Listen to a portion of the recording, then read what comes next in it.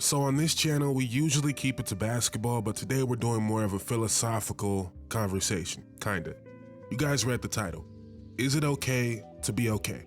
In this ring culture that we all partake in, I partake in it, you partake in it, the players partake in it, and they should, right? Rings is what the game is played for. Kinda, right? Because most of these guys did not start playing basketball to win rings. They started playing basketball to have fun, but we get it. We get why rings are important.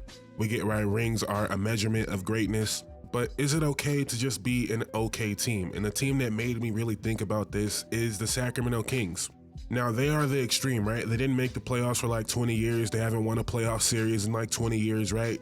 So for them, being okay is a lot better than it would be for a lot of other teams. But even the Sacramento Kings, their fan base has to be kind of restless right now. They just signed DeMar DeRozan. They just extended Malik Monk. De'Aaron Fox has one more year after this year left on his deal, and they have to be wondering, is this good enough? One, is De'Aaron Fox good enough to be the #1 face of a franchise type of guy? And two, are we good enough to keep De'Aaron Fox?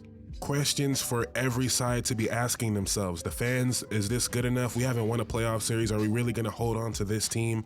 The ownership, are we really going to hold on to De'Aaron Fox even though he's a franchise legend? Like, should we really maybe pivot? And De'Aaron Fox, do I really want to spend my whole career in Sacramento not winning anything when I would be probably the hottest name on the market if I requested a trade? Not saying he would ever do that, but I'm saying all these things have to go into account, and you have to ask, is it okay to just be okay? Because this Kings team, it would be successful for them to win a playoff series. And right now, it doesn't seem like they're on that track, but they're 13-13 in a league full of parity.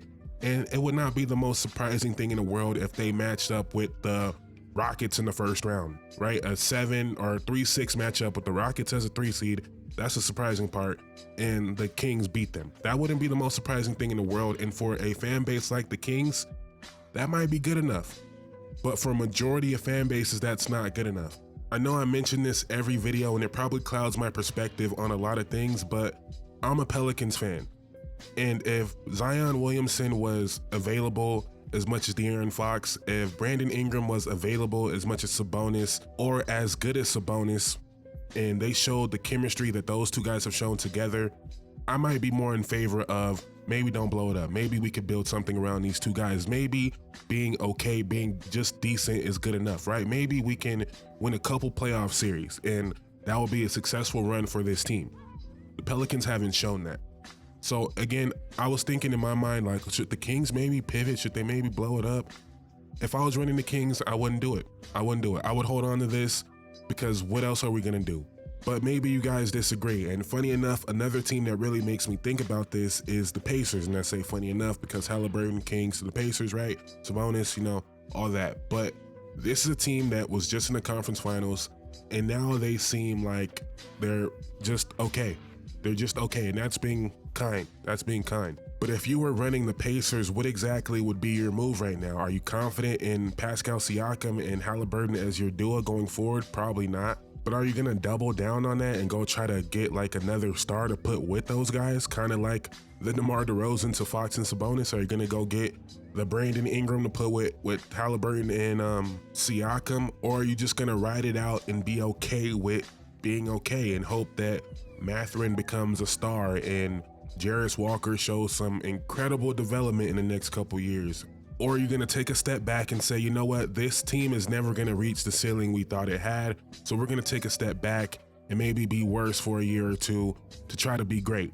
But then also that is a big risk. Maybe you never get back to where you're at right now. So maybe just being decent is okay. And when I say right now, I don't mean like right now, their current record. But again, much like the Kings, it would not be the most surprising thing in the world if the Pacers start playing better, end up being a 6 seed, and they match up with Orlando in the first round, or they match up with New York in the first round. Like, I would pick those other teams over the Pacers, but it wouldn't be the most surprising thing.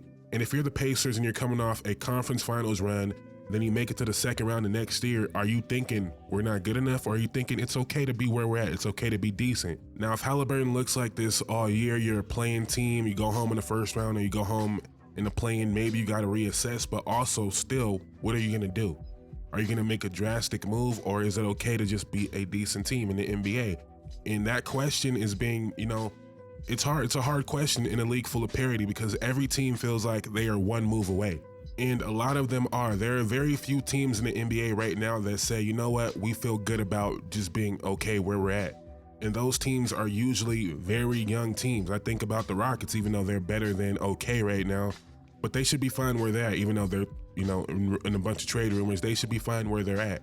I think of the Atlanta Hawks, which is crazy because the whole cycle with Trae Young, just being an okay team is what they've been. They've been a little bit worse than okay. If I'm the Hawks, I feel great about where I'm at. I feel great about Trae Young leading this young core going forward. I feel great about Dyson. I feel great about Jalen Johnson. Ricochet has been up and down, but he's kind of exactly what you expected. He's fitting into that role fine. I think he's going to be an above average starting wing, which is fine. That's not #1 overall pick. You hope the shot starts to go in, but you see the vision of how useful of a player he can be, so I'm not too worried about Ricochet. But those aren't the type of teams I'm talking about. And we really don't have these type of teams in the NBA anymore where everyone's swinging for the fences. But we used to have teams that were just good, that maybe you could convince yourself that they could win it all. Like, you have to squint really hard. But we don't really have those teams anymore. If teams feel like they're not good enough, they pivot immediately. But I think about the Western Conference in like the era I was growing up, like the Kobe Powell era leading into like the OKC era. Obviously the Mavericks and Spurs won the championships there, not OKC, but it kind of just felt like the OKC era, so you guys get me. But I think about a team like the Grit and Grind Grizzlies. No one ever thought they were gonna win a championship, but they are a team you didn't want to play, and they were a staple in the NBA, and they were fine with just being a very good team.